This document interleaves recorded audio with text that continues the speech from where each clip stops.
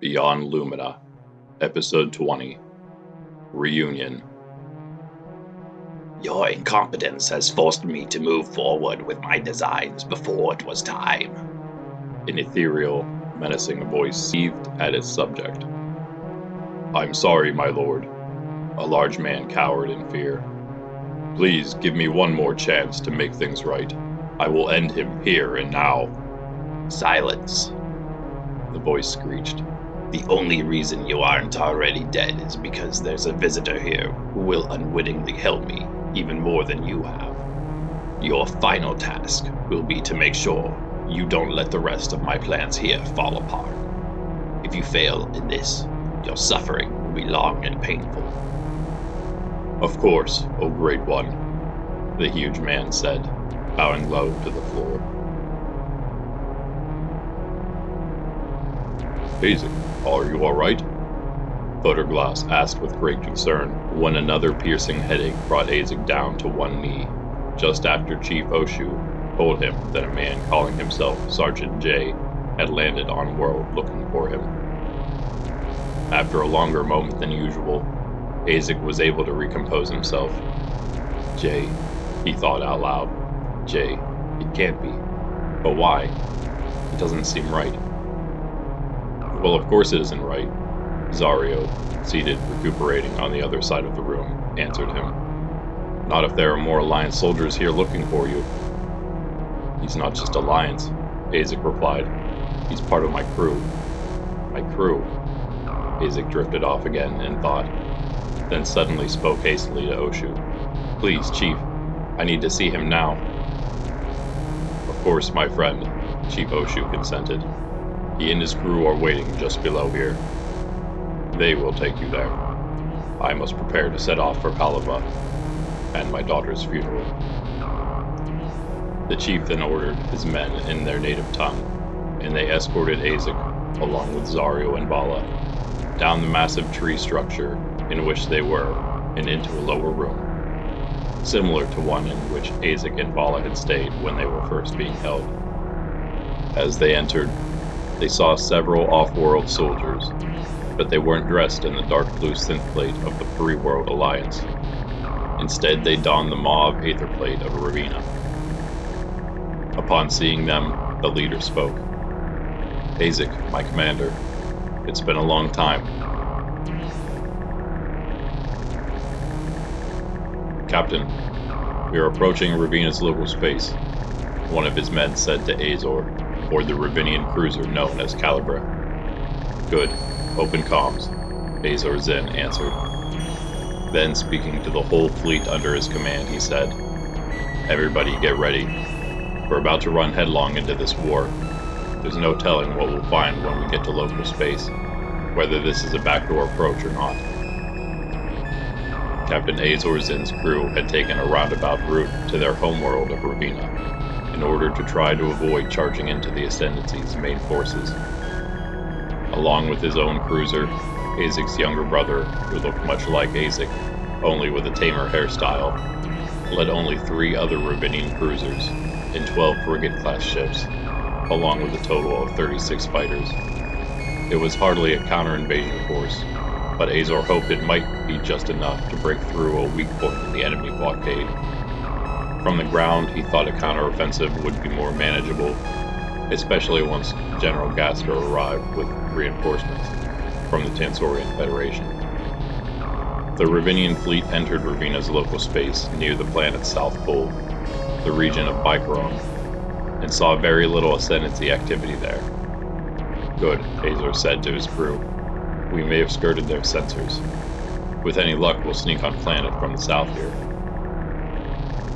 All was going well as the fleet made a straight shot for Bikaron, until they began to enter the atmosphere, and there below them was a huge Ascendancy cruiser, poised over top of what looked like some massive facility, where a large battle was currently taking place. Captain, said Azor's subordinate, Lieutenant Baroque, we're receiving a planet-wide transmission now, telling all citizens in need to evacuate to Bikaron during the invasion. Baroque was also Azor and Aezic's brother-in-law, who'd made a life bond with their sister, Aista. Then that's who's down there. as we could have figured, replied Azor.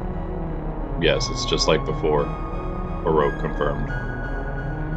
We have no more time to waste, Captain Azor stated. Full speed toward Bikron and intercept that cruiser. There's no more time. We've done everything we can. It's time to retreat and live to fight another rotation, Sergeant Major Ravim somberly declared to his squad.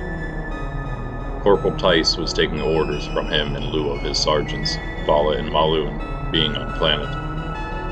The other corporal, Dodds, was also with Maloon, his commander. That left only Tice, Kizawap, Yuxkathlo, Zawapika, and Mariad, the latter two being Maloon's other subordinates, and the rest being Vala's. The news of the retreat barely came as a shock, since the Ascendancy seemed to have no trouble with their vast numbers seizing the Cronus Prime spaceport. Even with the extra reinforcements brought by General Vorian and Captain Hadrid, they still could not hold the capital city. Not far from Cronus Prime, the Alliance had a major outpost, where the General planned to have all forces rendezvous for a united retaliatory effort. Ravim and the rest needed to retreat quickly with their ships before they got trapped in the port.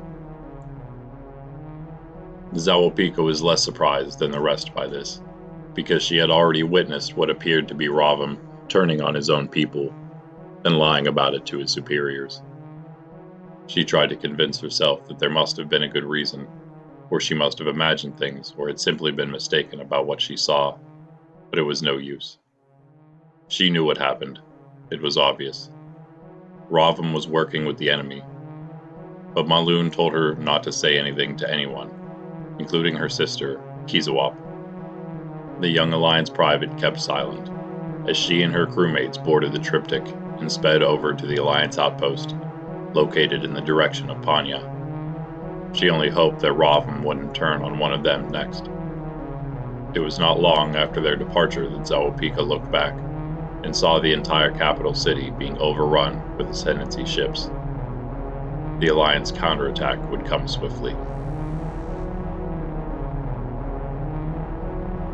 Sauter Tlarin stared at her Outlander friends in astonishment. I do not understand, Filony. Do you know how crazy that sounds? The news the mercenary brought her was troubling indeed, but the Sauter could hardly believe it. I know Tlarins, but it's true, Filony replied. I was doing a little exploring on my own, and I saw it for myself. So did Usian on a planet called Omulus. It was heavily mined for a particularly problematic natural resource. It's still there, a shell of its older self, but Omulus is much larger than Costia. Based on what I can tell, this world can't handle the strain being put on it. And based on the frequency of these groundquakes, we'll need to hurry if we're going to have any chance of getting the word out to all the citizens and evacuating them.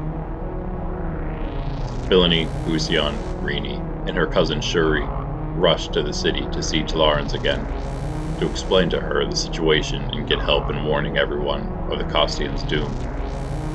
The two young women were nearly in shock from the revelation. Tlarins wanted to help, she just wasn't sure how much she could.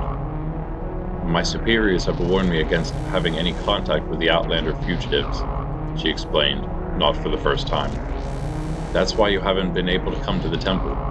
The only reason we can meet is because I teach Rini and Shuri, and they don't know you've come by as well. I know all of that, Filony said, still in haste, but trying to be respectful. But this is too important to worry about any repercussions for something like talking to the wrong people. You need to convince them to take action, or else none of you will survive. Tlarins couldn't argue with him. She had no reason not to trust what he said. And in that time, the old world will be destroyed, she said to herself. Sauter Tlarins had noticed, as all Costians had, the growing intensity and frequencies of tremors that only used to be slight and sparse when she herself was young. So the five sped off toward the capital city of Omnus, where the Sauter went alone back to the temple, her home, and sought out the council of Abu Abila and the head of the female order, Mater Agency. Sauter Tlarins quickly got an audience with the two superiors. She started respectfully. My Abo, my mother. I have to tell you something of dire importance. Go on, my child, Abu Abila replied to her in a fatherly way. First, please forgive me, Sutter Florence began, and please hear me out after I've confessed that I've seen some of the Outlanders, and have spent some time with them, 2 of them who remain on Costia. The Alba was visibly upset, and Mata Agensi was about to reprimand her charge, before Abu Abila spoke once more. Continue. I apologize again, and I will accept any punishment later, but I must tell you what one of the Outlanders has discovered. The groundquakes we've been feeling increase recently is due to the Ascendancy mining some kind of material from our planet, somewhere. He says the tremors are like the death throes of our world, and that it won't be long before the mining destroys Costia completely. Mater Agensi looked at the Abba worriedly. Then Abila said, How do you know you can trust these people? What could you know of them that gives you such confidence in their opinions? And even if they are genuine, why should we believe they know what they're talking about? We've had tremors like this on Costia for as long as I can remember, and they may have increased, but that doesn't mean the entire world will be destroyed. Although I don't know for sure, Florence answered, but the Outlanders do seem genuine to me, because 3 of them have chosen to risk their lives to bring back our citizens and Photoglaus. Now Abo Abila's face became very grave. I see. Then it has come to this. Omnis help us all. Now Abila had an idea why he hadn't heard anything from Drop or the other Ascendancy officers. If what you say is true, then that which the Outlanders have taken it upon themselves to do will perhaps prove to be our demise faster than any groundquakes. If they are successful, the Ascendancy will be coming, and the One only knows what they will do to us once they arrive. An Ascendancy cruiser hung above the civilian compound in Bikron on Ravina, arriving in time for the battle that had just broken out between the Ravinian rebels and the fake Ravinian soldiers, who were really Ascendancy military themselves. In the front of the compound, the fake Ravinian soldiers rushed citizens into the facility and acted as though they were retreating inside, while around the back, where the rebels were attacking, the fake soldiers were fully entrenched and bearing down on the rebels, namely Kalma, Barnes, Hawk, and Valanth, trapped near the back entryway. Hawk and Valanth didn't know when, but at some point Barnes had acquired a handheld plasma cannon, which helped deter some of the Ascendancy ground forces and allow them some defense aside from their armored grav car. With the extra support from the massive cruiser, they felt they had little hope left. Barnes, Kalma shouted over the battle. We need to find a way in right now. Barnes, the rebel leader's right-hand man, had several times tried to make a dent in the reinforced door with the plasma cannon, to no avail. He tried again with the same result. It's no use. What else can we do? He asked. The plasma fire from their enemies was beginning to overwhelm them, and beginning to take a toll on the grav car. Just then, in the sky above the Ascendancy cruiser appeared another cruiser of a different type, followed by 3 more, then a dozen frigates and a swarm of fighters. Kalma's attitude quickly changed. The Ascendancy cruiser began retreating as soon as the ships appeared on its tracking system, but they advanced to the ground so quickly the enemy cruiser only made it over a few canyons before being shot down by the new coming ships. Haha, yes, look Barnes, the boys made it back just in time for the big fight, Kalma said. The Ravinian natives knew the fleet of their homeland well, as did the mercenaries who'd spent some time on Ravina themselves. Now the battle really begins. Captain Aezic Zin and the small Ravinian fleet came bursting at incredible speeds through the atmosphere of their home planet. The Ascendancy cruiser below them became aware of their presence too late, and before it had fled very far, the left side of the convoy shot it down. Now being vastly outnumbered, the fake Ravinians actually did flee into the compound, with whatever citizens were inside already, then locked and barricaded the doors. Like the compound in Animov, it had an energy shield generator, which the soldiers activated immediately. "Sir, there are more combatants still outside the compound," Baroque, Azor's lieutenant, told him. "Should we engage?" Azor looked at the group of warriors on the ground for a moment. "No, let's wait," he finally ordered. "That fight didn't look staged. I think they were really attacking the bunker. And if that's the case, they must know what's going on too. They could be our own people for all we know. Let's get a closer look. Order the fleet to go on guard for a counterattack above the facility. We'll go down and have a chat with them and find out what they're really doing." The energy shield was not all the compound had, however, as defense turrets came online soon after their barrier. Azor's cruiser was forced to pull up from its landing attempt and regroup with the rest of the fleet, which was taking evasive action throughout the visible early dawn sky. They could tell from that, however, that some of the fighters outside the compound were still engaged with the enemy near the walls, within the energy shield's perimeter.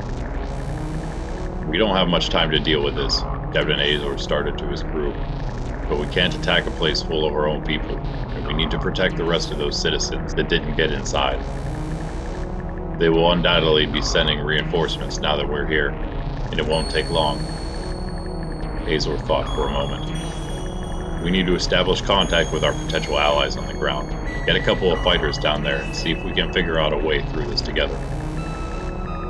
Fighter Squad 4 answered the call, and the three-man unit dove toward the rocky planet's surface through blaster fire that managed to take one of them down, sending the small ship over toward the main rebel forces in a heap of burning Aetherium. The other two made it to the ground safely just behind them, then rushed over to see if their comrade was okay. The Ravinian rebels had already gone to his aid, but the soldier had perished in the attack or the crash, and there was nothing they could do. When his allies arrived, his commander lamented the loss, but did what they'd come to do, and met with whomever he could find in charge, which happened to be Proust. "I'm sorry about your friend," Proust said to the soldier, "but we're glad you're here. You've arrived just in time." "You have no idea," said the commander of the fighter squad, a sergeant by his emblem. "Things are about to get much worse. We're here to make contact with you and find a way into the bunker together. You look like a bunch of Ravinians to me. Who are you?" "We're just as you say, sir," Proust replied. "We're the last defense of our homeworld. Anyone and everyone willing to fight and stay alive and free of the Ascendancy's tyranny." "Then we are more than just allies, my brother," said the sergeant. "But you're a little mistaken about one thing. What we call the Ascendancy is the least of our enemies." At the back door of the Bikeron compound, Mecca and Argyle were finally able to rejoin the others on their grav bikes, as the redirected fire allowed Coma, Barnes, Valanth, and Hawk to start freeing themselves. Eyeing up the grav bikes, then the ramparts above them with a rotating door of Ascendancy soldiers, Coma said, "Let me see that bike for a minute." Then he turned to his best friend and took the plasma cannon from him. "Barnes, follow behind, and you guys," he gave the plasma cannon to Valanth. "Cover us." Before anyone could object, the two Ravinian rebels were straddled atop the grav bikes and rapidly ascending upward toward the small opening through which the Ascendancy soldiers attacked. "This guy is definitely nuts," Valanth stated, already charging a plasma cannon blast, which connected with the ramparts and the soldiers thereon just before Coma and Barnes arrived. Jumping dangerously from the grav bikes to the ledge, they both made it into the narrow opening and began the frontal assault. Moments later, the reinforced door was unlatched and swung open, revealing Coma and Barnes on the other side, among a plethora of incapacitated Ascendancy soldiers. "Piece of cake," Coma smiled. "Welcome to paradise."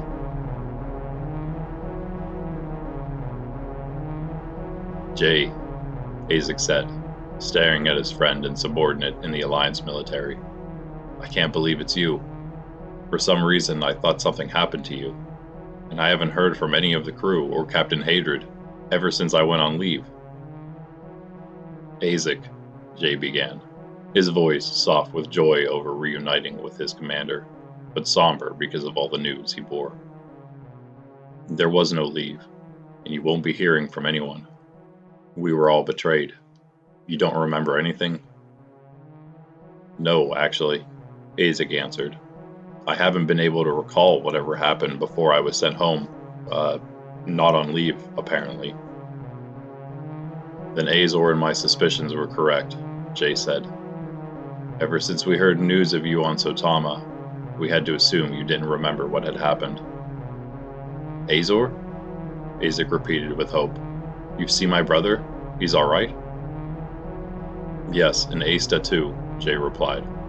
I'm sorry to say we have yet to find the whereabouts of Ama, but we know she's been deported to an Ascendancy world. But Aezic, there are much bigger issues at hand. The reason you can't remember is because someone wiped your memory of the events at that time. We don't know why, but they let you live and sent you back to Ravina on your own. What are you saying? Aezic began to grow very concerned. Many of the thoughts he had considered in his mind played out similar to this, and he just didn't want to believe it. Now one of his best friends was giving him all the details for which he'd been searching all this time. What happened to me? Jay looked at the others that came with Aezic, Vala and Zario. First, do you know you can trust these two? Who are they? From the accounts of you, I'd guess mercenaries. Zario here is, yes, Aezic answered. But Vala is a sergeant in the Alliance. She's been helping me since the beginning, though. I think we should talk a little more privately, my commander, Jay said now with more than a hint of distrust. Don't worry, they've both proven themselves trustworthy, Aezic answered his subordinate's unasked question. It's fine, Aezic, Vala replied now. I understand. Maybe in the future you can fill us in. Come on, Zario. Fine. Zario turned and walked out of the room with Vala. But we expect some of the highlights at least afterward. See you later, Sarge, he said to Jay as they left. Jay started again once they were alone. Have you heard the news about the attack on the Scion? Aezic nodded. It was our crew, my commander, that was aboard that vessel when it was attacked by the Ascendancy. Aezic was shocked. Again, he tried recalling the events from that time, but all he managed to do was send himself into another spat of painful headaches. Why can't I remember? He said in frustration. It made little sense to him why his crew would be aboard the Scion, as it belonged to General Faresh. Aezic and his crew were under the command of General Vorian. Those headaches, you've had them ever since then, haven't you? Jay asked, knowing the answer. Is a side effect of the memory wipe, but they should have passed by now. Regaining his composure, Aezic said, All right, then tell me everything, Jay. What happened to our crew and Captain Hadrid? The crew is all gone, Lieutenant, Jay answered with remorse. Either killed in the attack or afterward. And the captain? Aezic insisted. I can tell you've already considered it, Jay said, seeing the realization already building on his commander's face. Hadrid was the one behind the entire thing. Aezic could hardly believe what his old friend and subordinate, Jay, was telling him, but at the same time, something inside him already knew the truth, despite his apparent memory wipe. He couldn't imagine all the implications. That's right, Jay continued, revealing what he knew. The Ascendancy destroyed the Scion, and then came back for the remaining crew, Yarg, Wabu, and you. Kaiken died in the initial attack. They didn't know I was still on board and wounded, and luckily for me, your brother was onto what was happening, and rescued me before I ran out of time. He took me to the remaining Ravinian fleet, most of whom had gone out with Azor to try and stop the plan to assassinate the Prime Minister of Sor before the attack on Ravina even happened, which came a couple rotations before the Scion was hit. They met up with the remaining Ravinian fleet after it was forced off world due to the attack, and since then we've been hiding the Prime Minister and trying to figure out this mess we are in. We've been keeping tabs on everything we can around the system, and when we heard news of you, I came to find you, and Azor took most of the fleet toward Ravina, where they're staging another attack. So Captain Hadrid, Aezic could hardly believe it, and didn't want to believe it. He's a traitor? He's really helping the Ascendancy? It's not just that, answered Jay. It's not just Hadrid. The entire Free World Alliance is with the Ascendancy. What are you saying? Aezic pressed him with concern. The Ascendancy and the Alliance are allies now? It's worse, Commander, Jay said again. For all intents and purposes, it seems the Ascendancy and the Alliance are one and the same.